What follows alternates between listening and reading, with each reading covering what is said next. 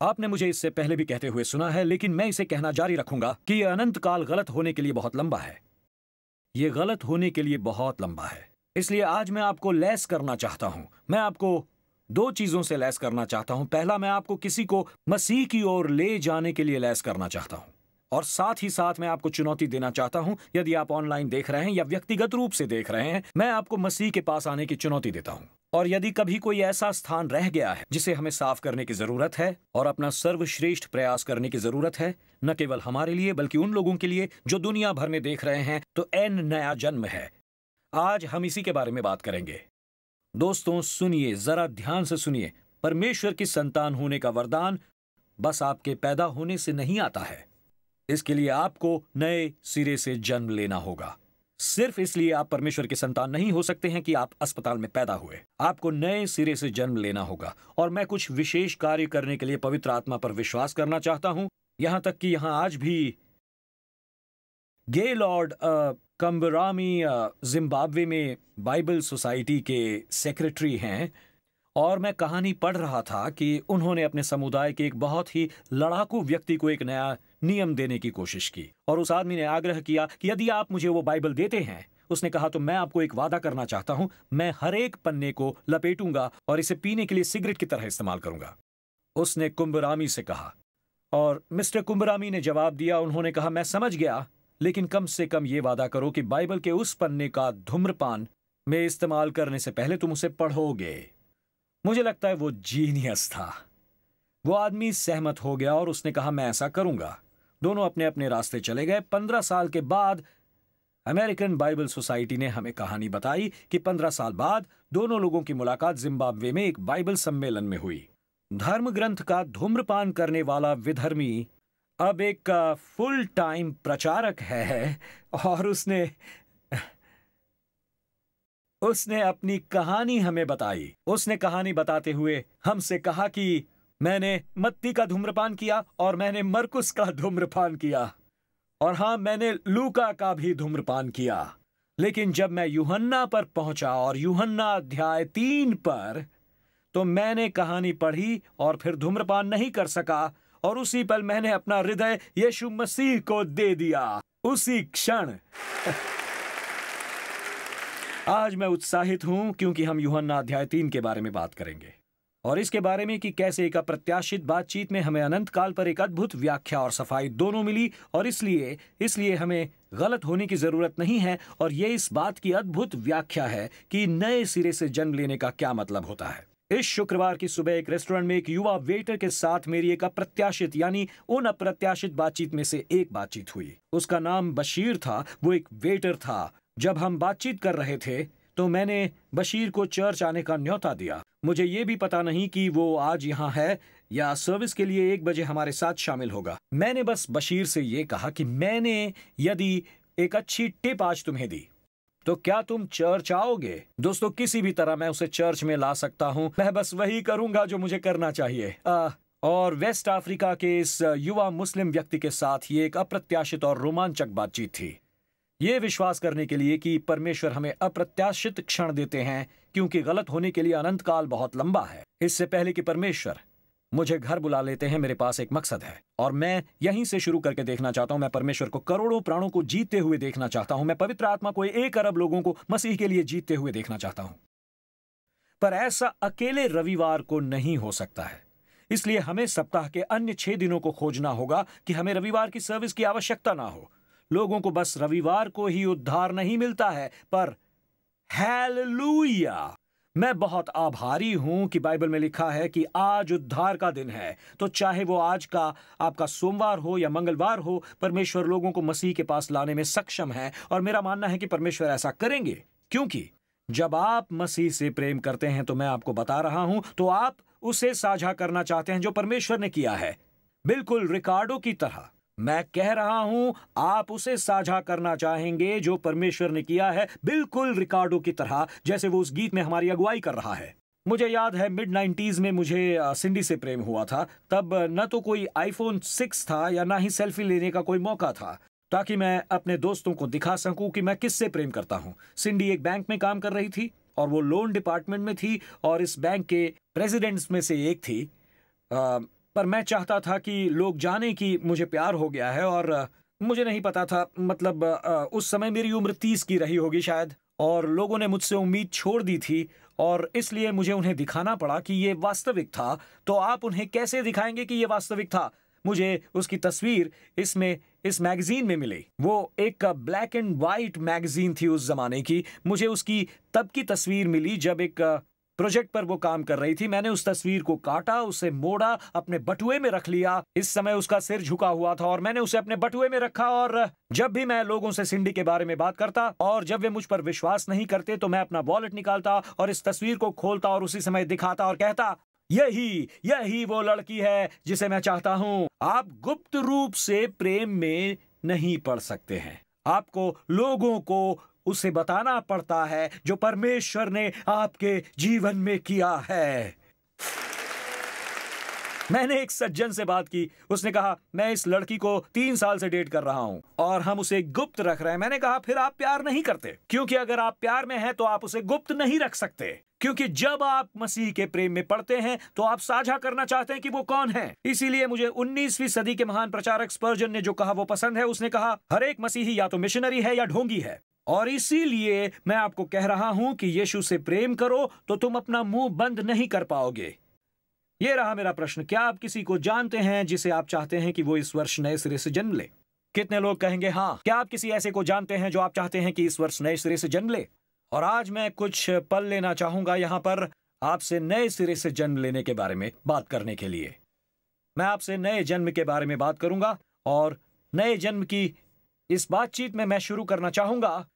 नए नियम में 10 अध्याय हैं जिनमें से मुझे सबसे ज्यादा लगाव है इस वचन के लिए, क्योंकि ये लूका के सुसमाचार के बीच में है, लेकिन जहां ये घटित होता है ये यहां बैठे हम सभी लोगों के लिए बहुत महत्वपूर्ण है, क्योंकि असल में सोमवार से लेकर शनिवार तक की बात करते हैं। ये 10 अध्याय, क्योंकि अधिकांश समय हम यीशु के बोलने के बारे में पढ़ते हैं। अनौपचारिक रूप से ये रविवार के उपदेश की बात नहीं है या आराधनालय की। अधिकांश समय ये बशीर के साथ ब्रेकफास्ट के समय होने वाली बातचीत होती है, या जब हम भोजन कर रहे होते हैं तो उनसे सवाल पूछा जाता है। पर वो एक सेक्शन जिसके बारे में मैं बात कर रहा हूं है लूका 9:51। और मैं चाहता हूं कि आप इसका स्नैपशॉट ले, क्योंकि मैं चाहता हूं आप इसे ठीक से देखें। लूका 9:51 से लूका 19:44 तक यीशु की यात्रा की कहानी कहा जाता है। अब यह समझना महत्वपूर्ण है, क्योंकि यीशु उन 10 अध्यायों में जो करते हैं वो ये कि वो गलील छोड़कर जा रहे हैं, जो मुख्य रूप से यहूदी हैं और यहूदी बात समझते हैं, और वो यरूशलेम जाने के अपने रास्ते पर हैं, जो निश्चित रूप से पुराने नियम के शास्त्र वचनों को समझते हैं और वो उन चीजों के बारे में बात कर सकते हैं जिनके बारे में लोगों को जानकारी है। लेकिन यीशु गलील और यरूशलेम के बीच 10 अध्याय बिताएंगे और वो इसे सामरिया में बिताएंगे। एक प्रकार से तब जब वो गलील और यरूशलेम के बीच से होकर गुजर रहे हैं। ये तकरीबन वैसा ही है जैसे हर रविवार की सर्विसों के बीच में हो, क्योंकि वो समझते हैं जब वो कहेंगे कि ये लिखा है तो वो समझ जाएंगे कि क्या कहा जा चुका है। लेकिन जब आप समारिया पहुंचते हैं तो वो इस वृतांत के बारे में 2 बातें नहीं समझते जिसे मैं चाहता हूं कि आप लिख लें। नंबर 1, समारिया में यीशु घरेलू मैदान का लाभ खो देते हैं, क्योंकि वे ये नहीं समझते कि समारिया शत्रु क्षेत्र था, कम से कम शत्रु का क्षेत्र। सामरी लोग चर्च की बातें नहीं समझते, वे आराधनालय और मंदिर से दूर हैं। उनमें यहूदी लोगों के साथ ना के बराबर समानता है, और यही असल में आपका मसीही जीवन है। कई बार रविवारों के बीच, जाहिर तौर पर हम अधिकांश जीवन रविवारों के बीच बिताते हैं। समारिया वो स्थान है, और हम बिना चर्च के लोगों के साथ बात कर रहे हैं, चाहे आप एम्स्टर्डम में एक अपार्टमेंट में हो या ब्रॉन्क्स में एक अपार्टमेंट में हो। आप हर दिन लोगों को देख रहे हैं, और इसीलिए हमें समझना होगा कि जब हम लोगों से बात कर रहे होते हैं तो वो आपको नहीं समझते। आप उनके पास जाकर ये नहीं कहना चाहते हैं कि क्या आपको पता है यहोवा निस्सी कौन है, क्योंकि वो नहीं जानते वो कौन है। ये चर्च की बात है और ये ठीक है। जब हम एक साथ आते हैं तो मैं चाहता हूं कि हम कहें यहोवा शलोम, मैं चाहता हूं कि आप कहें यहोवा जिराह। लेकिन जब आप अपने अपार्टमेंट 7A में जाते हैं और आपके बगल में रहने वाला व्यक्ति नहीं जानता कि यहोवा निस्सी कौन है, और इसीलिए वो नहीं समझते कि मुझे लहू से उद्धार मिला है, और वो कहते हैं आप किस बारे में बात कर रहे हैं। और इसीलिए हमें यह समझना होगा कि यीशु इसमें जो करते हैं वो असल में हमारे लिए कुछ चीजें खोलता है, क्योंकि ये चीजें हैं जो यीशु कहते हैं। ये रहा दूसरा हिस्सा, इसे लिख लीजिए। ये सामरी बातचीत है, ये अनिर्धारित बातचीत है जो मैं उन चीजों के बारे में करता हूं जो असल में मायने रखती हैं। ये अनिर्धारित बातचीत है जिसके लिए आपने तैयारी नहीं की, और यह अधिकतर तब होता है जब आप इसे पढ़ते हैं। ये रहा वो हिस्सा जिस पर मैंने ध्यान दिया है, ये वो हिस्सा है, और ये मेरे लिए दिलचस्प है क्योंकि यीशु जैसे कई प्रश्न जो आज हम सभी को चर्च के बाहर सामरिक क्षेत्र में मिलेंगे, वे असल में प्रश्न नहीं हैं। बाहरी सामरिक क्षेत्र में मिलने वाला प्रश्न असल में प्रश्न नहीं है, वे परख हैं, ना कि पूछताछ। वे जानना नहीं चाह रहे हैं। मुझे कभी कभी पता चलता है कि लोग जानकारी जानना नहीं चाहते हैं, वो बस जानना चाहते हैं कि आप किस पक्ष में हैं। वो जानना चाहते हैं कि किसी चीज के बारे में आप क्या सोचते हैं। और यहां वो भाग है जो यीशु के बारे में मुझे पसंद है कि यीशु ने लोगों के प्रश्नों का जवाब कैसे दिया उस दौरान। और यही मैंने सीखा, खास तौर से जब आप उन शनिवारों से लेकर सोमवारों तक गुजर रहे हैं, तो यीशु ने प्रश्नों का जवाब कैसे दिया। ये रहा, यीशु ने प्रश्न करने वाले से प्रश्न पूछा।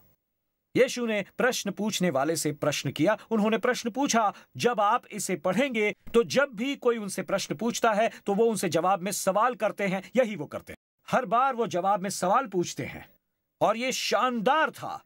और दोस्तों, मैं आपको बताना चाहूंगा कि क्यों यह अद्भुत था। आपको पता है यीशु ऐसा क्यों करते हैं? बाइबल हमें यह बताती है कि मनुष्य अपने भंडार से बातें निकालता है, इसलिए जब लोग बात करते हैं तो जो उनके मन में है वो बाहर आता है। इसलिए यदि मैं लोगों को बोलने पर मजबूर कर दूं तो मैं उनके शब्दों को नहीं बल्कि उनके मन को सुन सकता हूं। समस्या यह है कि मैं इतना बोलता हूं कि मुझे सुनने का मौका नहीं मिलता कि असल में वो पूछ क्या रहे हैं। इसलिए जो मैंने किया वो ये है कि मैं थोड़ा कभी कभी हो जाता हूं। ये विवादास्पद भी नहीं है। मैं अभी आपको बताऊंगा जो मैंने हाल ही में किया। जब लोगों ने मुझसे सवाल पूछे, खासकर उस बारे में जिसका हम आज सामना कर रहे हैं। कई लोगों ने मुझसे पूछा ट्रांसजेंडर से लेकर लिंग परिवर्तन ऑपरेशन तक, और ऐसी कई विवादास्पद चीजों के बारे में, और लोगों ने अपने फोन बाहर निकाल लिए रिकॉर्ड करने के लिए ताकि पोस्ट कर सके। मैंने कहा जो चाहो करो, क्योंकि मैं इसके पीछे खड़े रहता हूं। ये एक बुलेट प्रूफ बाइबल है। उम्मीद है आप मेरी बात समझ रहे हैं। इसलिए मैं यीशु के भाग से एक पेज लेना चाहता हूं। तो आइए मैं आपको बताता हूं कि यीशु ने क्या किया, क्योंकि कई बार मुझसे राजनीति से लेकर लिंग तक ये सभी प्रश्न पूछे जाते हैं, और मुझे ऐसा लगता है कि ये पूछताछ नहीं बल्कि परीक्षण है। वो जानना चाहते हैं कि आप डेमोक्रेट हैं या रिपब्लिक हैं। वो जानना चाहते हैं कि आप पक्ष में हैं या विपक्ष में हैं, और यही है, अधिकतर यही होता है। इसलिए सबसे अच्छी चीजों में से एक ये है कि सबसे पहले प्रश्न पूछना शुरू कीजिए। तो क्या मैं आपको उन 3 प्रश्नों को बता सकता हूं जिनका इस्तेमाल मैं हमेशा तब करता हूं जब मैं लोगों से बात करता हूं। तो मैं पहला प्रश्न जिसे मैं हमेशा पूछता हूं, प्रश्न नंबर 1, इसे लिख लीजिए। जो भी हो, मुझे इससे हर बार मदद मिलती है। पहला, क्या आप परमेश्वर में विश्वास करते हैं? पहला प्रश्न जो मैं हमेशा पूछता हूं, और अधिकांश बार मुझे सुनने मिलेगा हाँ। अब आप इसमें कुछ और भी जोड़ सकते हैं, क्या आप एक मसीही हैं?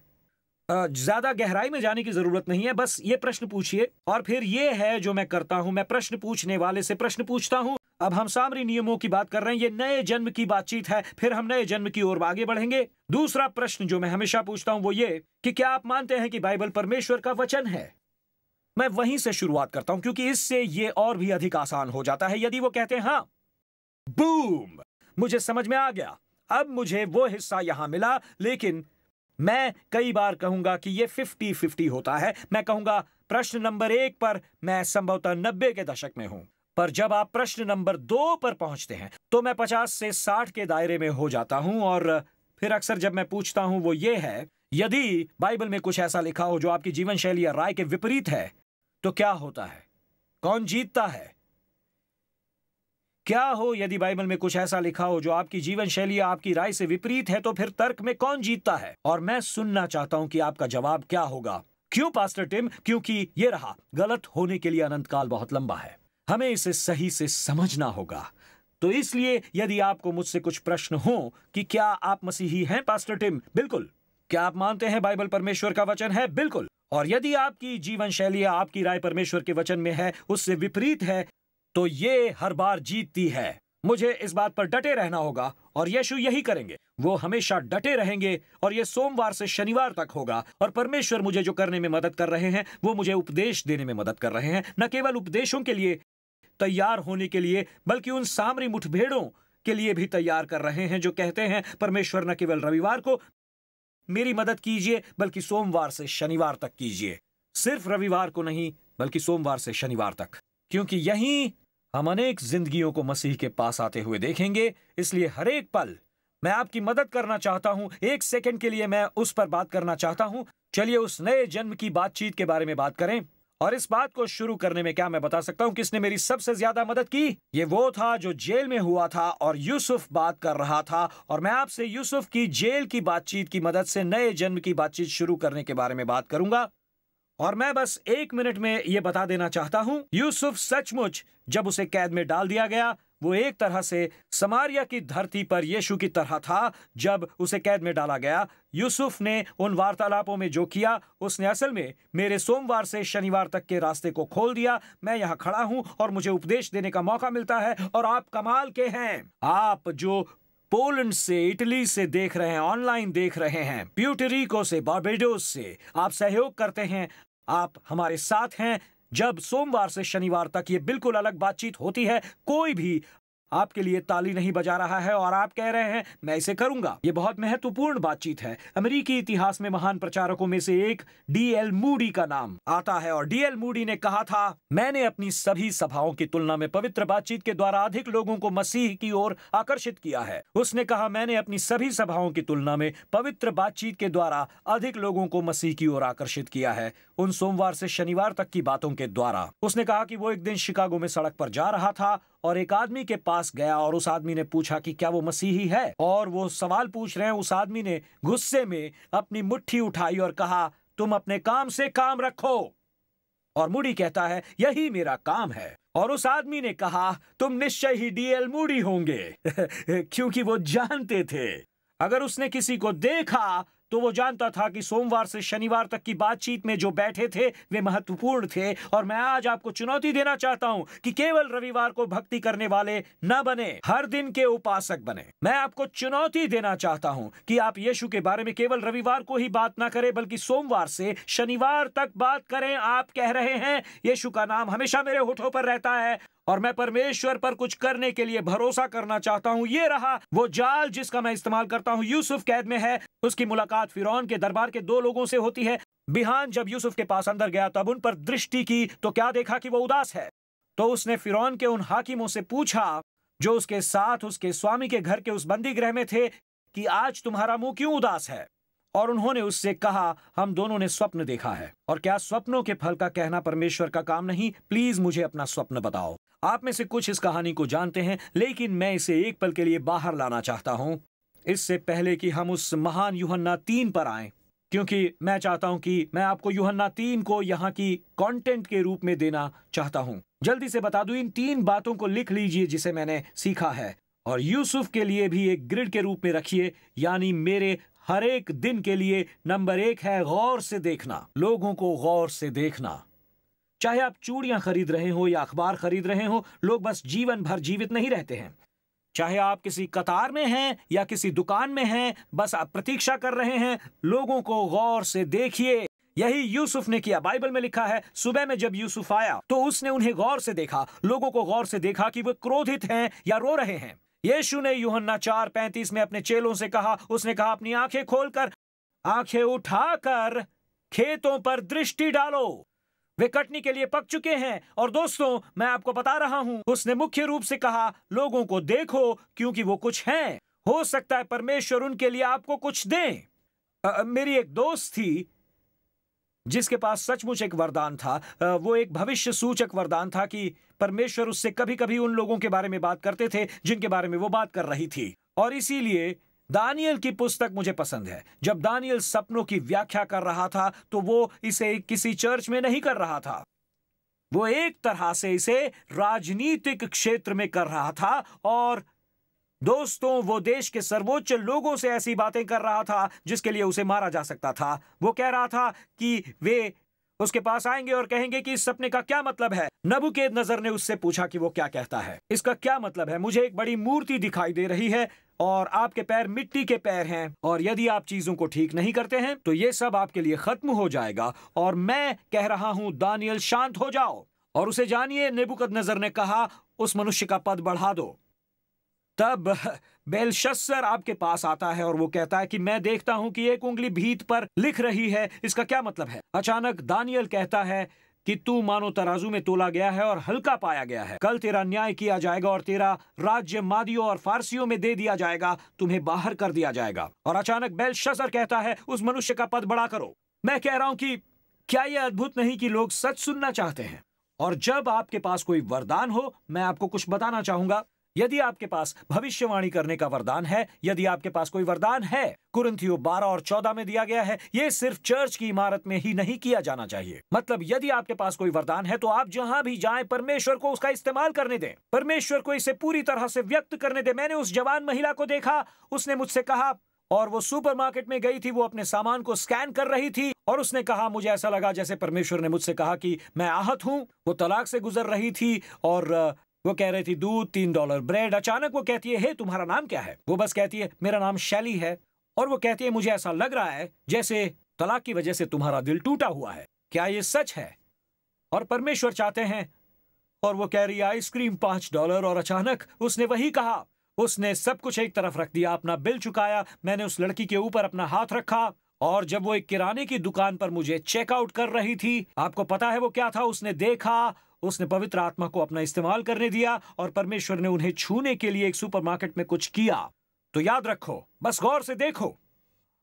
पता है दूसरी चीज जो दानियल ने की, वो मुझे बहुत पसंद है। उसने बस प्रश्न पूछा। लिख लीजिए, यही सामरी तरीका है। उसने प्रश्न पूछा। उसने कहा, तुम उदास क्यों हो? लोगों से प्रश्न पूछो, तुम्हारा दिन कैसा रहा? यही मैंने बशीर के साथ रेस्टोरेंट में किया। मैंने बस कहा, बताओ तुम कहां के रहने वाले हो, मुझे बताओ। और मैं बस साधारण से प्रश्न पूछ रहा था। सीरियसली भाई, तुम जहां भी हो आज खुश दिख रहे हो। आज तुम खुश क्यों दिख रहे हो? क्यों क्यों क्यों बताओ। या अरे तुम आज नाराज क्यों लग रहे हो? बताओ क्या हुआ? लोगों को बताइए कि आप उनकी परवाह करते हैं और उन पर ध्यान देते हैं। बस अपना सामान लेकर बाहर मत निकल जाइए। ये एक ऐसा पल हो सकता है कि जब आप ऐसा करते हैं जो परमेश्वर दरवाजा खोल देते हैं। और आखिरकार ऐसा तब तक नहीं हुआ जब तक कि उन लोगों ने यूसुफ ने परमेश्वर वाला भाग नहीं जोड़ दिया। जब उन लोगों को पता चला कि उसने उन्हें देख लिया तो उसने उनसे प्रश्न पूछा। जब उन्होंने कहा, खैर हमने एक सपना देखा, तो फिर उसने एक और प्रश्न पूछा, क्या प्रश्नों के फल का कहना परमेश्वर का काम नहीं?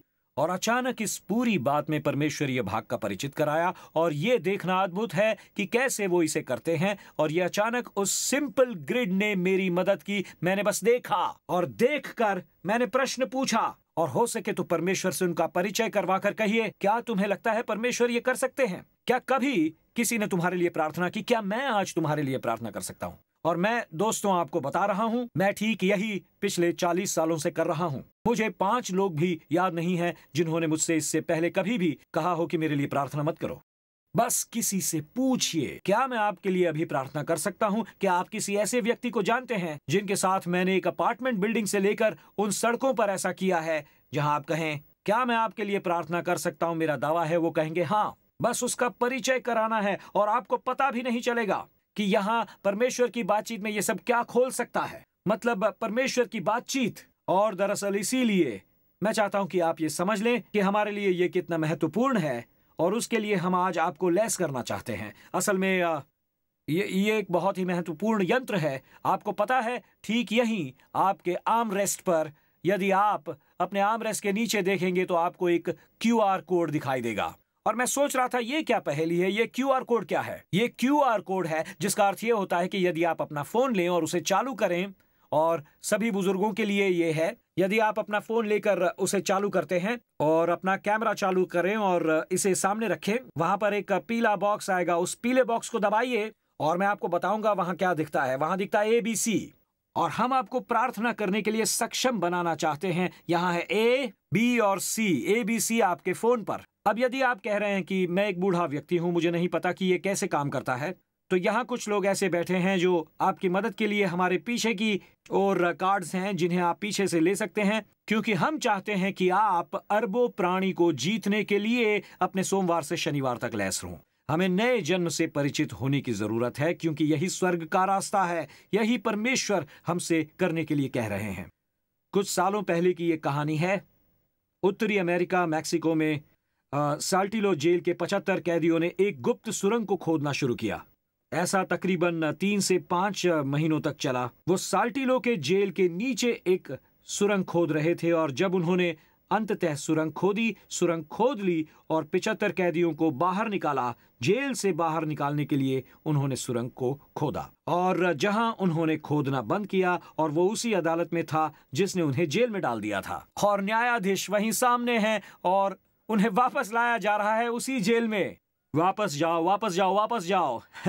और 75 लोगों को वापस जेल में डाल दिया गया क्योंकि जो सुरंग उन्होंने खोदी थी वो उस समय की जज की मेज पर थी, जिसका मतलब ये है दोस्तों, गलत होने के लिए अनंत काल बहुत ही लंबा है और लोग खुदाई कर रहे हैं और कोई रास्ता खोजने की कोशिश कर रहे हैं और मैं आपको बता रहा हूं केवल एक ही रास्ता है जो आपको हर दूसरे तरीके से स्वर्ग ले जाएगा। आप उस समय जज की मेज पर पहुंच जाएंगे, तो हमें आज ही इसे ठीक करना होगा। मुझे नहीं लगता अन्य कोई तरीका है। जो रात के समय निकोदेमस और यीशु नाम के व्यक्ति के बीच बातचीत हुई थी। देखिए, निकोदेमस गलत जगह पर खुदाई कर रहा था और बार बार न्यायाधीश के सामने गलत जगह पर आकर खड़ा हो जाता था और वो जानता था कि उसकी धार्मिक पृष्ठभूमि भी उसे वहां पहुंचाने में मदद रूप नहीं होगी। एक पल के लिए मैं आपको बताना चाहूंगा कि धर्म क्या है। धर्म वो लोग हैं जो परमेश्वर को प्रभावित करने के लिए कड़ी मेहनत कर रहे हैं। वो कोशिश कर रहे हैं कि परमेश्वर उन्हें पसंद करें और ये आदमी निकोदेमस ऐसा करने के लिए कड़ी मेहनत करने में सर्वश्रेष्ठ था। वही था जिसे वो फरीसी कहते थे। उसके पास 3 योग्यताएं थीं। वो फरीसियों का एक आदमी था। फलिस्तीनी में एक समय में कभी भी 6000 से अधिक फरीसी नहीं होते थे और उनकी अपनी व्यवस्थाएं पुराने नियम की व्यवस्थाओं में जोड़ दी गई हैं। परमेश्वर ने इसे पवित्र रखने के लिए उन्हें सब्त का दिन दिया, परंतु फरीसी इसमें कुछ जोड़ देते थे। वे ऐसा करना जारी रखते थे, प्रभावित करने का प्रयास करते रहते थे। ये यहूदियों का सरदार भी था। वो उनके तथाकथित सुप्रीम कोर्ट के 70 लोगों में से एक था और बाइबल हमें बताती है कि वो इस्राएल का एक गुरु था। यीशु को अपनी पूरी सेवकाई में कभी भी उस रात की अपेक्षा इससे अधिक प्रतिष्ठित यहूदी का सामना नहीं करना पड़ा। वो भी इस तरह कि वो उसे पहचान न पाए और उसे इस बात का एहसास नहीं था कि बातचीत एक धर्म वार्ता से पुनरुद्धार वार्ता पर लौट आएगी। मैं आपके लिए पढ़ना चाहता हूं और आपको यहां लैस करना चाहता हूं और उन्हें चुनौती देना चाहता हूं जो शायद सुसमाचार के संदेश को पहली बार सुन रहे हैं कि ये कितना महत्वपूर्ण है। हमारा सदैव यानी हमारा अनंत काल इस पर निर्भर करता है कि ये बातचीत कैसी है। मैं इसे आपके लिए पढ़ना चाहूंगा। ये है यूहन्ना 3, 1 से लेकर 7 तक। फरीसियों में से निकोदेमस नाम एक मनुष्य था जो यहूदियों का सरदार था। उसने रात को यीशु के पास आकर उससे कहा, हे रबी, हम जानते हैं कि तू परमेश्वर की ओर से गुरु होकर आया है, क्योंकि कोई इन चिन्हों को जो तू दिखाता है यदि परमेश्वर उसके साथ ना हो तो नहीं दिखा सकता। निकोदेमस ने उससे कहा, मनुष्य जब बूढ़ा हो गया तो क्यों कर जन्म ले सकता है? वो क्या अपनी माता के गर्भ में दूसरी बार प्रवेश करके जन्म ले सकता है? यीशु ने उत्तर दिया कि मैं तुझसे सच सच कहता हूं, जब तक कोई मनुष्य जल और आत्मा से न जन्मे तो वो परमेश्वर के राज्य में प्रवेश नहीं कर सकता। क्योंकि जो शरीर से जन्मा वो शरीर है, जो आत्मा से जन्मा वो आत्मा है। अचंभा न कर कि मैंने तुझसे कहा कि ये रहा कि तुम्हें नए सिरे से जन्म अवश्य लेना है। यीशु ने कहा कि असली जीवन नए जन्म से शुरू होता है। पहली बार हम गलत पैदा हुए थे। यीशु कह रहे थे कि हमें पहले जन्म से शारीरिक जन्म मिला है, लेकिन यीशु कह रहे थे कि हमें आत्मिक जीवन की जरूरत है, क्योंकि नए सिरे से जन्म लेना महत्वपूर्ण है। यूहन्ना 3:3 में यीशु द्वारा कहे गए वचनों से मत चूकिए। वो कहते हैं कि जब तक कोई नए सिरे से जन्म न ले, ये रहा, ये है मुख्य वचन, वो प्रवेश नहीं कर सकता। इस वचन को चूकिए मत। आप और मैं परमेश्वर के राज्य में प्रवेश नहीं कर सकते, अपनी वर्तमान स्थिति में स्वर्ग के राज्य में प्रवेश नहीं कर सकते। यही यीशु कह रहे हैं। इसलिए फिर से एक बार इसकी ओर देखिए। यूहन्ना 3:3, जब तक कोई नए सिरे से नहीं जन्म लेता वो परमेश्वर के राज्य में प्रवेश नहीं कर सकता। ये वचन मेरे लिए तुरही बजाता है। आप और मैं स्वर्ग में प्रवेश नहीं कर सकते, या हमारी वर्तमान स्थिति में हमारे साथ कुछ घटित होने की आवश्यकता है। किसी चीज को अंदर आना होगा और हमें बदलना होगा। हमें अवश्य यीशु के अनुसार जन्म लेना है। यही यीशु ने कहा। आप में से कुछ ये कह रहे हैं, क्यों हमें नए सिरे से जन्म लेना होगा? मुझे खुशी है आपने ये पूछा। ये रहा, मैं इसे जल्दी से बताना चाहता हूं। वो 7 वजह नए सिरे से जन्म लेना क्यों है। ध्यान से सुनिए, क्यों हमें नए सिरे से जन्म लेना होगा। पहला, क्योंकि परमेश्वर आपसे प्रेम करते हैं। दूसरा, क्योंकि शैतान आपको चाहता है। तीसरा, क्योंकि यीशु आपके लिए मरे। और चौथा, क्योंकि दंडाज्ञा आपके सामने है। पांचवा, क्योंकि अधोलोक आपका इंतजार करता है। छठवां, क्योंकि स्वर्ग आपको बुला रहा है। और सातवां, क्योंकि अनंत काल आपको चेतावनी दे रहा है कि आपको आज अवश्य नए सिरे से जन्म लेना है। मैं इसे इससे ज्यादा स्पष्ट नहीं कर सकता। देखिए, पहली सृष्टि में परमेश्वर ने शून्य से बनाया, लेकिन नई सृष्टि में वो पापियों को पवित्र में बदल देते हैं। वो पापियों को लेते हैं और उन्हें परमेश्वर की संतान बना देते हैं। इसलिए मैं चाहता हूं कि आप 3 चीजें देखें, अनंत काल की 3 अनिवार्यताओं को। अगले 15 मिनट आप मुझे दे दीजिए। यह संभवतः सच नहीं, मैं सिर्फ 15 मिनट का समय मांगता हूं। कम से कम आप मुझे इस पर रोके रखने का प्रयास कर सकते हैं। ये रही अनंत काल की 3 अनिवार्यताएं। नंबर 1, जब रास्ता हमें स्पष्ट रूप से बताया गया है तो दूसरा रास्ता मत बनाइए। दूसरा रास्ता मत बनाइए जब रास्ता हमें स्पष्ट रूप से बताया गया है। पिछले सप्ताह टाइटैनिक सबमर्सिबल के साथ समय के खिलाफ दौड़ के रूप में दुनिया रविवार से गुरुवार तक हर दिन रोमांचित थी। जो टाइटैनिक को देखने के लिए नीचे जा रही थी, 5 लोगों की यात्रा में 1 घंटे और 45 मिनट में सारे संचार टूट गए। वो न्यू फाउंडलैंड के तट के ठीक पास से जा रहे थे। टाइटैनिक को देखने के लिए समुद्र तल में 2.5 मील नीचे जाना होगा।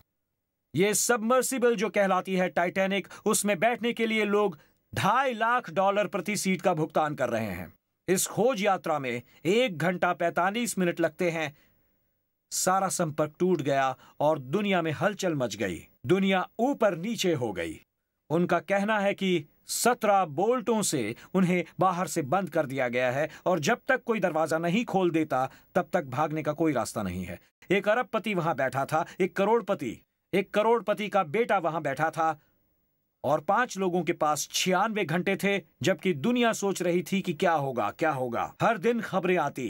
कनाडा, फ्रांस, अमेरिका सभी ने मदद करने और ढूंढने के लिए अपने अपने जहाज भेजे।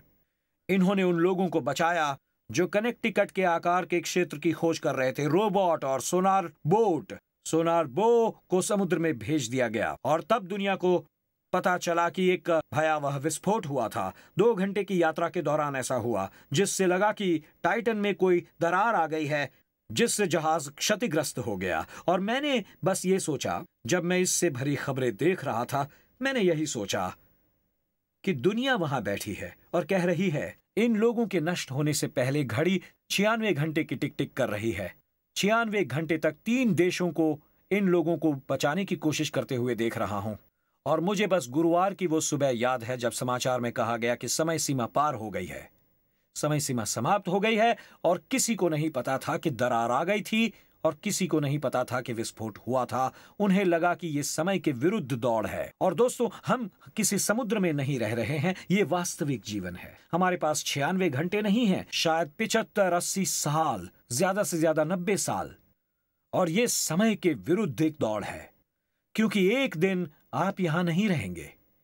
एक दिन समय खत्म हो जाएगा। इसे कस दिया गया है, अनंत काल को उन 17 बोल्टों की तरह कस दिया गया है कि जब तक कोई बाहर से उन बोल्टों को नहीं खोलता, हमारे बचने की कोई संभावना नहीं है। पर हालेलुया, मानवता के लिए बचाव की योजना थी जो 2000 साल पहले हुई थी। स्वर्ग ने यीशु को नीचे आकर जो कहने के लिए भेजा, मैं कह रहा हूं, सुनिए दोस्तों, हालांकि मैं आपको बता रहा हूं समय खत्म होता जा रहा है, परमेश्वर ने हमें और सुसमाचार को बचाने के लिए अपने पुत्र को भेजा। इसलिए सुसमाचार को खुश खबर कहा जाता है। और ये रहा जो अद्भुत है, ये है जो अद्भुत है कि हम उस दुनिया को कैसे जवाब दें जो अच्छी खबर को बुरी खबर के रूप में देखती है। आपका क्या मतलब है पास्टर टिम? हमें बताइए पास्टर टिम। जिसे यीशु स्वर्ग का एक रास्ता कहते हैं, उसका समर्थन करने के कारण मसीही धर्म की आलोचना की जाती है। दोस्तों, लोग मुझसे पूछेंगे, तो आप कह रहे हैं कि यीशु स्वर्ग का एकमात्र रास्ता है? मैं हमेशा कहता हूं, नहीं, यीशु कहते हैं कि स्वर्ग का केवल एक ही रास्ता है जिसके द्वारा वो आते हैं। इसे मैंने नहीं कहा, आपकी समस्या मुझसे नहीं है, पर यह रही मेरी प्रतिक्रिया। जब लोग कहते हैं तो स्वर्ग जाने का केवल एक ही रास्ता है, मैं कहता हूं हां। पर क्या आप खुश नहीं है कि हमारे लिए स्वर्ग जाने का कोई रास्ता है? बजाय इसके कि, दोस्तों मेरी बात ध्यान से सुनिए, तो क्रोधित होने के बजाय यदि यीशु उन दरवाजों को खोल दे तो कैसा रहेगा? मैं हमेशा के लिए जीना चाहता हूं। गलत होने के लिए अनंत काल बहुत लंबा है। सुनिए, क्या हम सभी को आभारी नहीं होना चाहिए कि परमेश्वर ने पापियों के रूप में भी इसे हमारे लिए संभव बनाया है? हम कौन हैं? कौन होते हैं हम मांग करने वाले? एक पर्याप्त रास्ता नहीं है। यदि आप मैनहट्टन में किसी जलती हुई इमारत में होते तो क्या आप इमारत छोड़ने से इनकार कर देते क्योंकि वहां निकलने का एक ही रास्ता है? मैं नहीं जाऊंगा, मुझे निकलने के 3 और रास्ते चाहिए। मैं आपकी मदद कर दूं। यदि वो चीज जल रही है तो मुझे बाहर का रास्ता दिखाओ, और यदि ये संसार पतन की ओर जा रहा है तो मुझे दिखाओ कि स्वर्ग कैसे पहुंचूं, और मैं उसे अपनाऊंगा। और दोस्तों, ये रहा, आज आपके पास अवसर है, दरवाजा खुला है, उसका नाम यीशु है, और आज आप नए सिरे से जन्म ले सकते हैं। बाइबल में लिखा है, और किसी दूसरे के द्वारा उद्धार नहीं, क्योंकि स्वर्ग के नीचे मनुष्यों में और कोई दूसरा नाम नहीं दिया गया जिसके द्वारा हम उद्धार पा सकें। दूसरा कोई नाम नहीं दिया गया। एक सेकंड मेरी ओर देखिए, उसमें आपका नाम भी नहीं है। एक नाम है और उसका नाम है यीशु। नंबर 2, जिसे यीशु ने आवश्यक बताया हो उसके लिए कोई विकल्प मत बनाइए। उन्होंने कहा आपको नए सिरे से जन्म अवश्य लेना है। मैं एक ऐसे आदमी की कहानी पढ़ रहा था जो एक पुराने शहर में गाड़ी चलाकर जा रहा था। ये 2 लेन का हाईवे था। जब वो एक ग्रामीण इलाके से होकर जा रहा था तो उसकी नजर एक खुले मैदान के बीच इस पुरानी झोपड़ी पर पड़ी और वो मुस्कुरा पड़ा जब उसने उसे पढ़ा, जिसे किसी ने किनारे पर बड़े अक्षरों में स्प्रे पेंट कर दिया था, मैं तुमसे प्रेम करता हूं कैथी। उसने कहा कि कुछ सप्ताह बाद उसे उसी हाईवे से वापस जाना पड़ा और उसने देखा, वो उसी रोमांटिक संदेश को देखना चाह रहा था कि क्या हुआ उस मैसेज का। और उसने कहा कि जब वो आया तो खलिहान जला हुआ था और बड़े सफेद अक्षरों में लिखा हुआ था, इसके आगे लिखा हुआ था, मैं अभी भी तुमसे प्रेम करता हूं कैथी। लगता है जैसे कैथी ने उसे जला दिया होगा, लेकिन कोई अभी भी कैथी को संदेश पहुंचाने के लिए तैयार था, भले ही कैथी ने इसे जला दिया हो। परमेश्वर के संदर्भ में यही बात मेरे दिमाग को झकझोर देती है, क्योंकि यीशु हम तक संदेश पहुंचाने के लिए जो कुछ भी कर सकते हैं वो करेंगे, भले ही हमने हर सड़क, हर पुल, सब कुछ जला दिया हो। पर यीशु कहते हैं मैं तुम तक इस संदेश को पहुंचा कर रहूंगा। यह है जो यीशु कहते हैं, अचंभा न कर कि मैंने तुझसे कहा कि तुम सबको नए सिरे से जन्म अवश्य लेना है। सबका मतलब होता है कि किसी को भी बाहर नहीं रखा गया है। सुनिए, पोलैंड और इटली, सुनिए साउथ अफ्रीका, सुनिए मलेशिया और फिलीपींस, किसी को भी इस संदेश से बाहर नहीं रखा गया है। यीशु ने कहा हमें नए सिरे से जन्म अवश्य लेना है। यदि नए सिरे से जन्म लेना मुझे स्वर्ग में रखता है तो फिर मैं अवश्य नए सिरे से जन्म लूंगा। और दोस्तों, जब आप पहली बार पैदा हुए तो भौतिक जीवन प्राप्त हुआ। जब आप दूसरी बार जन्म लेते हैं तो आप आध्यात्मिक जीवन प्राप्त करते हैं, और केवल आध्यात्मिक जीवन जीने वाला व्यक्ति ही स्वर्ग में जीवित रह सकता है। प्रभु भोज का आनंद लेने और परमेश्वर को समझने के लिए आपको अपने अंदर परमेश्वर को रखना होगा। जब मैं आपसे प्रश्न पूछता हूं कि क्या आप नए सिरे से जन्मे हैं, तो यदि आपका जवाब यह है कि मुझे लगता है, मुझे उम्मीद है, मैं यकीन से नहीं कह सकता, तो मेहरबानी करके सुनिए मेरी बात। क्या है इसका अर्थ? ये रहा, हर पाप क्षमा कर दिए गए हैं। नए सिरे से जन्म लेने का क्या अर्थ है? यीशु पवित्र आत्मा के जरिए मुझ में रहते हैं और मुझे शांति, सामर्थ्य और मकसद देते हैं। इस नए सिरे से जन्म लेने का क्या अर्थ है? कि अब मैं मरने से नहीं डरता, क्योंकि मैं जानता हूं कि मैं कहां जा रहा हूं, क्योंकि स्वर्ग मेरा घर है। आज मैं मरूंगा तब मैं आपको बता रहा हूं, इसलिए यदि कोई आपसे पूछ रहा है तो कहिए कि मेरे पास बीमा है। मैं चाहता हूं कि आप एक चिल्लाने वाले मसीही बने, ना कि संदेह करने वाले चर्च अटेंडर। मैं चाहता हूं कि आप हर बार जब हम इस स्थान पर गाना शुरू करें, जब ऊंची आवाज में हम मिलकर कहें, क्योंकि पहली बात हम ये जानते हैं कि हमारे पाप क्षमा कर दिए गए हैं। हम जानते हैं कि पवित्र आत्मा हमारे अंदर शांति, सामर्थ्य और मकसद के साथ वास करता है। जब मैं नए सिरे से जन्म लेता हूं तो मुझे मृत्यु से डर नहीं लगता। तो क्यों मैं ऊंची आवाज में न गाऊं? क्यों मैं उसकी स्तुति न करूं? मैं अपने हाथ ऊपर क्यों न उठाऊं और मैं चिल्लाकर क्यों न कहूं? क्योंकि परमेश्वर जीवित हैं। जब नए सिरे से जन्म लेने का कोई रास्ता नहीं था तो उन्होंने एक रास्ता बनाया मेरे लिए।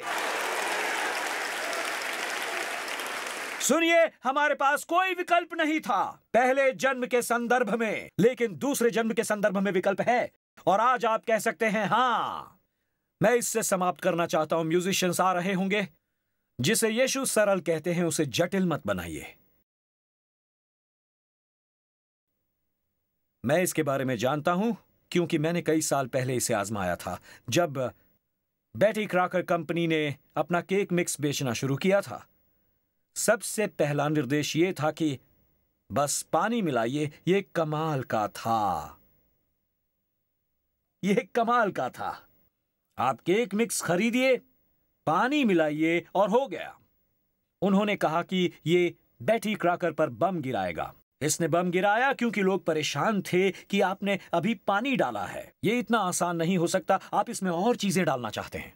तो बेटी क्रॉकर ने कहा कि ठीक है, आप इसमें अंडे और तेल मिला सकते हैं। और तभी असल में बेटी क्रॉकर केक मिक्स में विस्फोट हुआ, क्योंकि लोग उस चीज में योगदान करना चाहते थे जिसे सरल माना जा रहा था।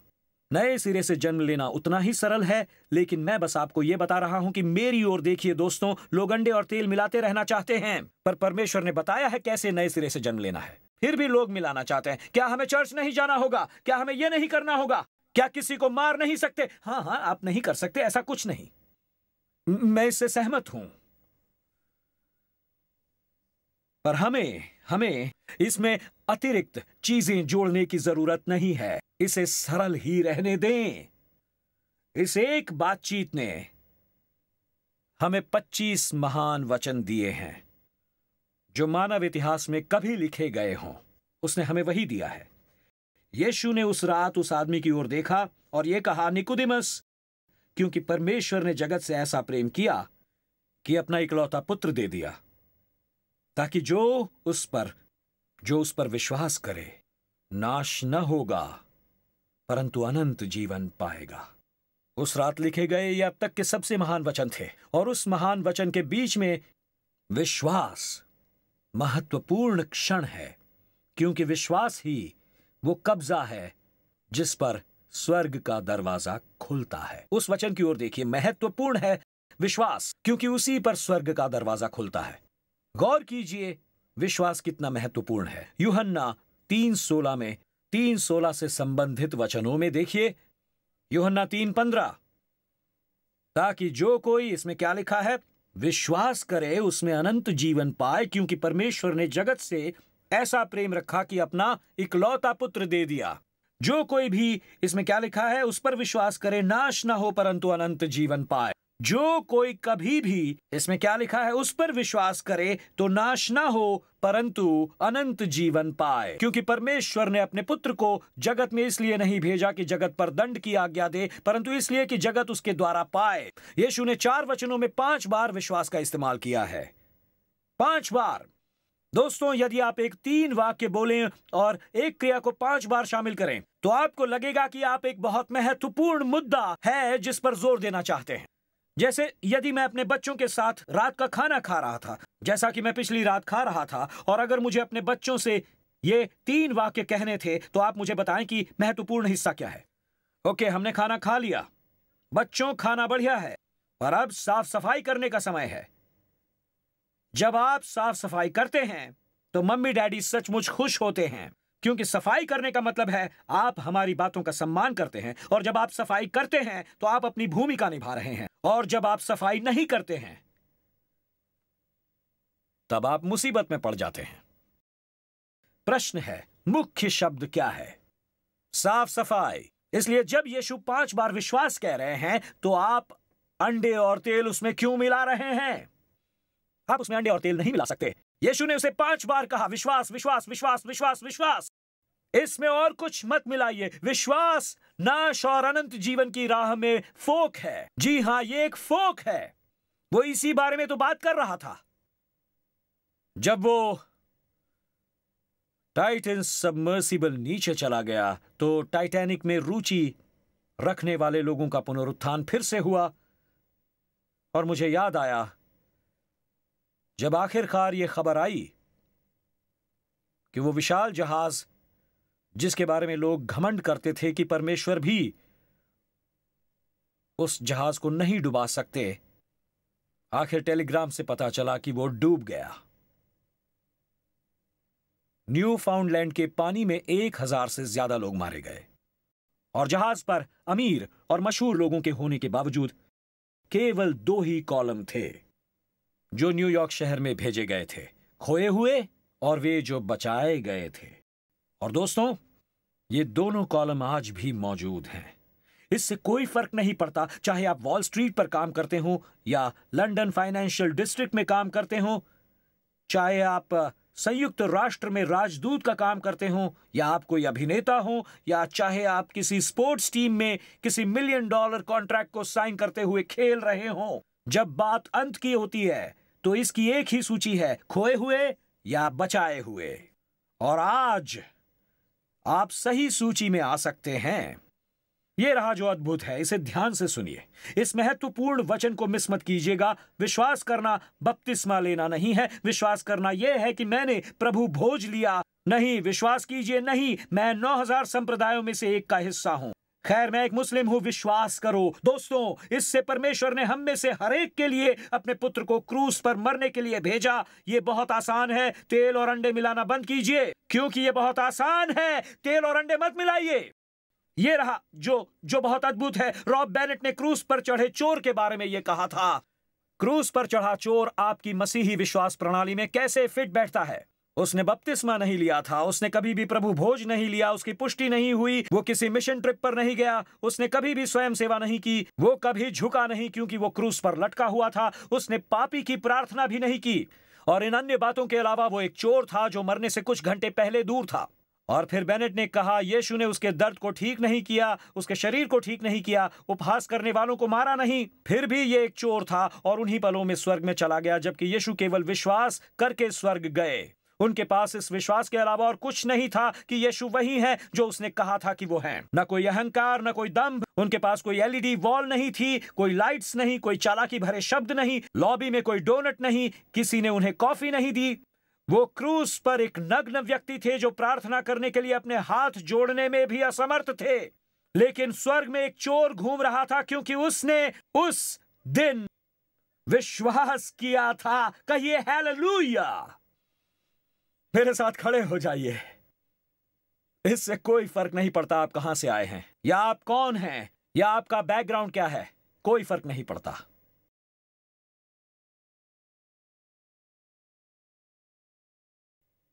सालों पहले मैंने एक कहानी सुनी थी। एक अमीर आदमी का एक बेटा था जिससे वो बहुत प्रेम करता था, और बूढ़ा आदमी यानी पिता कला का प्रेमी था, और उसने अपने बेटे से कहा, कला से प्रेम करना सीखो। और क्योंकि वो धनी था, उसने और उसके बेटे ने कला के अमूल्य कार्यों के मूल्यवान निजी संग्रह को इकट्ठा करने के लिए काम किया। जब वो काफी बूढ़ा हो गया तो बेटा मरीन में शामिल हो गया, और 1960 के दशक में उसे वियतनाम भेज दिया गया। वो युद्ध में मारा गया और पिता का दिल टूट गया। कलाकृतियों का कोई मतलब नहीं रहा। सालों बाद वो धनी आदमी मारा गया और उसकी कलाकृतियों की नीलामी की गई। ये लाखों डॉलर की कलाकृतियां जिसे बेचा जाना था, और कला के सौदागरों की भीड़ जम गई। वो सब उमड़ पड़े उसे खरीदने के लिए। मैं ये कहानी सुनकर चकित रह गया।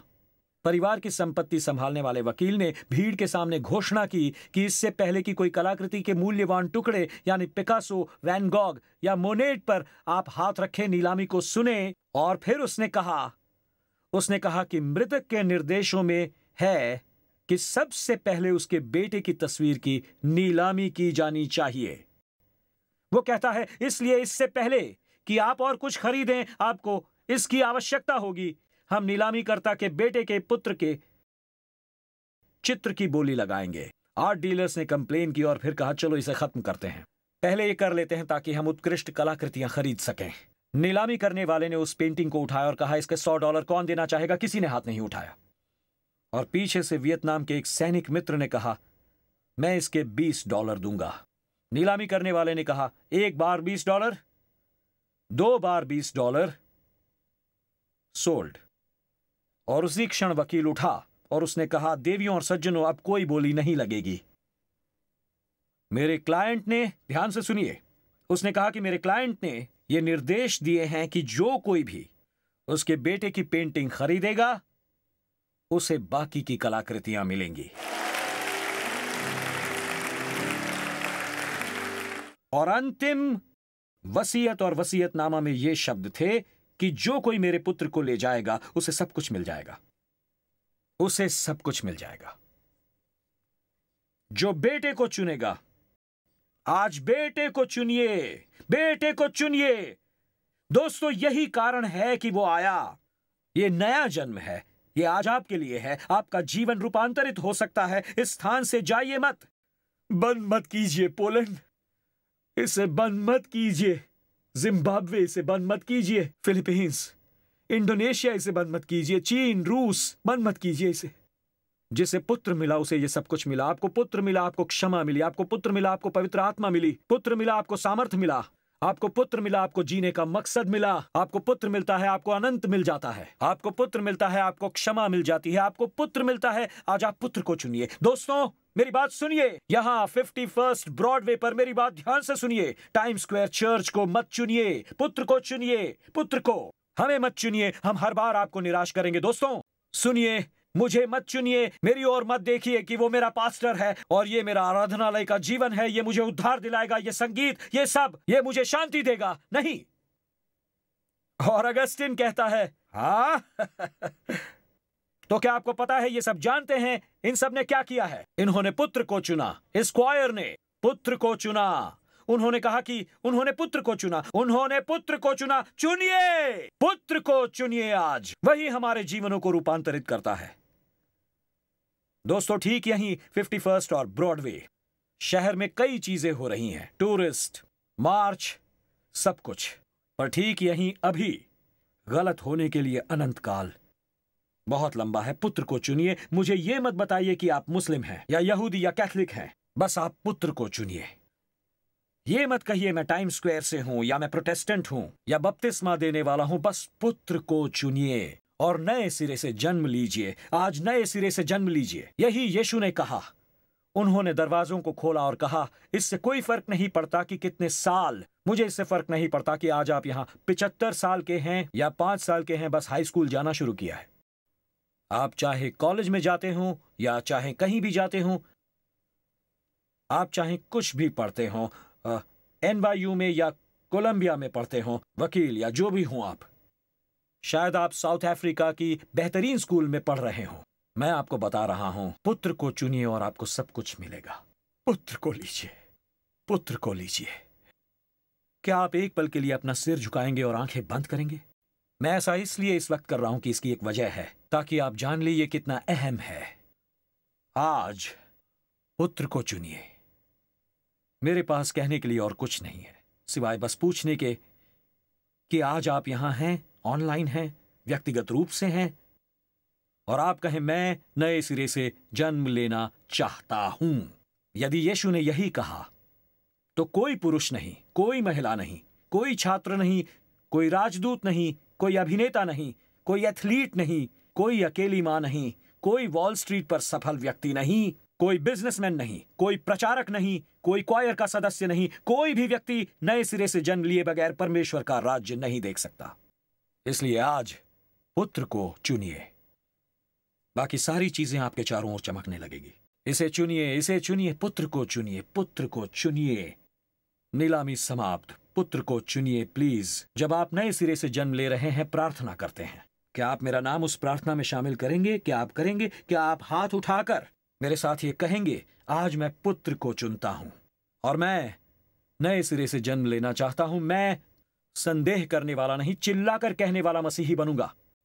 और आज मैं पुत्र को चुनता हूं। इसलिए जब हम उस पर प्रार्थना करते हैं तो मैं जानता हूं कि मैंने पुत्र को चुना है। सुनिए, बालकनी, मेन फ्लोर, और जो भी लाइट चला रहा है, मैं चाहता हूं बालकनी की लाइट थोड़ी सी धीमी कर दी जाए। मैं हर एक उठा हुआ हाथ देखना चाहता हूं। यदि आज आप यहां हैं और कहते हैं आप मुझे प्रार्थना में शामिल करेंगे पास्टर टिम, तो बिना हिचकिचाहट के कहिए। अपने हाथ ऊपर उठाकर, जितना ऊपर उठा सकते हैं उठाइए, अपने हाथ ऊपर उठाइए और कहिए, चलिए मैं देखना चाहता हूं, वहां वहां वहां वहां, ऊपर ऊपर, वहां बालकनी बालकनी बालकनी बालकनी, ऊपर उस तरफ, वहां पीछे जो लोग बैठे हैं वो, वहां वहां balcony balcony balcony balcony balcony, वहां। वाह क्या बात है, ये देखकर अच्छा लग रहा है। मैं बस एक चीज पूछना चाहता हूं, मैं इसे करना चाहूंगा। मेरे पास अभी 5 मिनट और हैं, 11:56 हो रहे हैं। और सुनिए, मैं इस पल को लूंगा जिसे मैं ले सकता हूं यदि आप अपने हाथ ऊपर हवा में रखेंगे और निडर होकर मेरे साथ जुड़ेंगे। आपके पास ऐसे लोग हैं जो हाथ ऊपर उठाए खड़े हैं, वहां वहां वहां वहां ऊपर बालकनी में, बालकनी बालकनी बालकनी। अपनी सीट से उठिए और सीधे चलकर यहां आइए, मेरे सामने आ जाइए, आइए मेरे पास आइए, चलकर आइए, आइए आइए, डरिए मत, आइए बिना घबराए, आइए चलकर आइए, आ जाइए जनाब, आप आइए, आइए बालकनी वाले, हम आपका इंतजार करेंगे, आप नीचे उतर कर आइए। आप सब हमारे साथ आज जुड़ने वाले हैं और मैं बहुत उत्साहित हूं परमेश्वर हमारे साथ जो करने वाले हैं उसको लेकर। आप मेरे साथ जुड़िए, चलिए अपनी सीट से उठिए, वहां वहां, और नीचे आइए, यहां मेरे सामने आकर खड़े हो जाइए। आज का ये दिन उद्धार करने वाला दिन बनने वाला है हम सब के लिए। और पता है ऐसा क्यों? क्योंकि हम पुत्र को चुन रहे हैं। आप पुत्र को चुन रहे हैं, आप पुत्र को चुन रहे हैं। आज आपने पुत्र को चुना, आपने पुत्र को चुना, आपने पुत्र को चुना। मैं बता रहा हूं, आज परमेश्वर आपके अंदर कुछ खास करेंगे। बालकनी वाले आ जाइए जल्दी, और हम सब मिलकर प्रार्थना करेंगे। यही वो है जो मुझे उत्साहित करता है। ये सब इसी के बारे में है। आपका पहला जन्म, आपके पहले जन्म ने इसे मुमकिन बनाया कि आज आप दूसरा जन्म पा सकें। आज परमेश्वर आपके अंदर कुछ करने वाले हैं। वो जो बालकनी से नीचे आ रहे हैं, हम उनका इंतजार कर रहे हैं।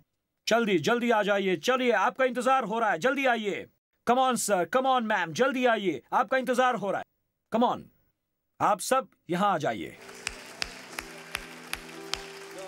ये सब इसी के बारे में है, ये सब इसी के बारे में है।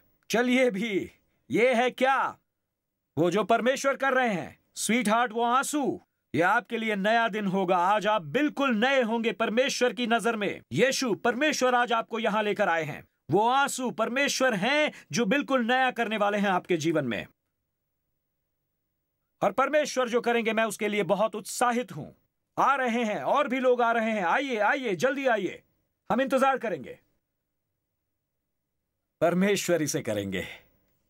आज उद्धार का दिन है, आज उद्धार का दिन है, आज उद्धार का दिन है, आज उद्धार का दिन है। जी हां, आज उद्धार का दिन है। हालेलुया! वे हमेशा कहते हैं, मैं बस कहना चाहूंगा और ये कहना चाहता हूं। अगर आपने हाथ नहीं उठाए तो आप ये नहीं करना चाहते हैं, उठिए, अपनी सीट से उठिए और यहां आइए, आगे आइए। देखना चाहता हूं मैं, चलिए उठिए, ऊपर बालकनी में उठिए अपनी सीट से और यहां मेरे सामने आकर खड़े हो जाइए। ये कोई गेम नहीं चल रहा। हम आपके लिए ताली बजाएंगे क्योंकि आज आपने बहुत ही बड़ा फैसला किया है। चलिए मॉम, आ जाइए। और ये वो खास दिन है जब परमेश्वर आपके जीवन में कुछ करेंगे।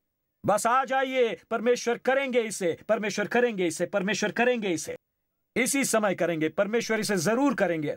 और इसलिए मैं बड़ी दृढ़ता से महसूस करता हूं कि यह उद्धार का दिन है। परमेश्वर करेंगे। जब भी हम 10 बजे की सर्विस में आते हैं तो ऐसा लगता है जैसे सभी को 1 बजे उद्धार मिलने वाला है। मैंने सही कहा ना? और इसलिए आपका 10 बजे की सर्विस में उद्धार नहीं किया जाना चाहिए, क्योंकि आपके साथ ही होना चाहिए, क्योंकि आपके जीवन में परमेश्वर कुछ बहुत ही खास कर रहे हैं और वो आज ही का दिन है। मैं उत्साहित हूं। हम आज आप सबके साथ शामिल होने वाले हैं। क्या हम ऊंची आवाज में कह सकते हैं? चलिए मिलकर प्रार्थना करते हैं ऊंची आवाज में। यीशु, मेरा मानना है कि आप परमेश्वर के पुत्र हैं। मेरा मानना है कि क्रूस पर आपने मेरा पाप लिया, मेरी लज्जा ली, मेरी दोष भावना ली, और आप इसके लिए मरे। आपने अधोलोक का सामना किया ताकि मुझे न करना पड़े। आप मुर्दों में से जी उठे, मुझे स्वर्ग में एक स्थान, धरती पर एक मकसद और अपने पिता के साथ आज एक रिश्ता देने के लिए। आज प्रभु यीशु, मैं अपने पाप से मन फिराता हूं, नए सिरे से जन्म लेने के लिए। चलिए अब मेरे साथ जोर से कहिए, परमेश्वर मेरे पिता है, यीशु मेरे उद्धार करता है, पवित्र आत्मा मेरा सहायक है। बाइबल मेरी मार्गदर्शक है और स्वर्ग मेरा घर है, यीशु मसीह के नाम पर। और सब मिलकर कहिए आमीन, आमीन।